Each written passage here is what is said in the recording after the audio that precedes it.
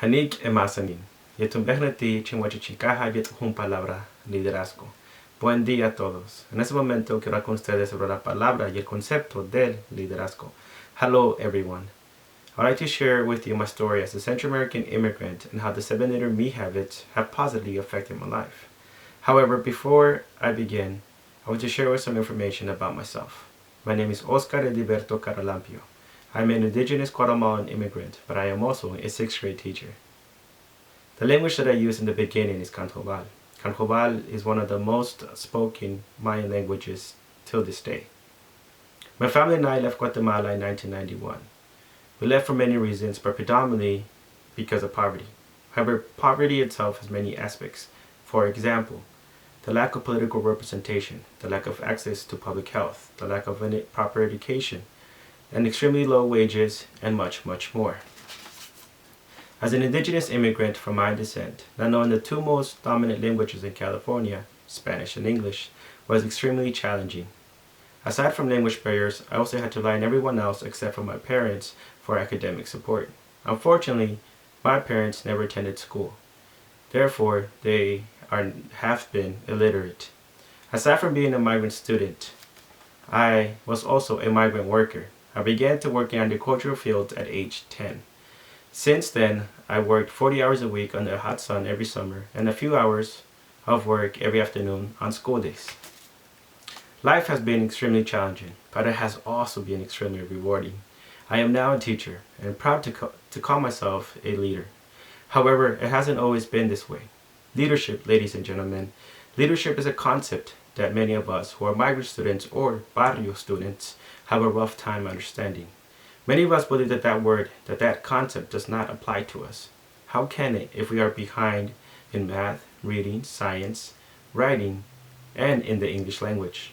As a college student in the credential program, I always told myself that I wanted to be a great teacher. But it wasn't until I started interning at the Faubourg district that I became a great leader. I was 22. They had told me that I could be the best leader that I wanted, but I still had a hard time understanding that concept until I kept repeating and repeating the 7-letter me habits. Then I started to think, of course I'm a leader. I must be if I made it this far. Since kindergarten, I was proactive and began with the end in mind when I had to walk 45 minutes to my bus stop and sit in the bus for another 45 minutes just to get to school. I put first things first by keeping a high GPA while learning 2 languages, being an undocumented student, and a migrant worker. I kept thinking win-win when creating programs in the community that could possibly affect others from around the world. I did my best to understand others before speaking, even if I couldn't really understand them or if I couldn't properly communicate with them. Most importantly, I synergized well with the school, the community, my home, even when all 3 environments were completely different.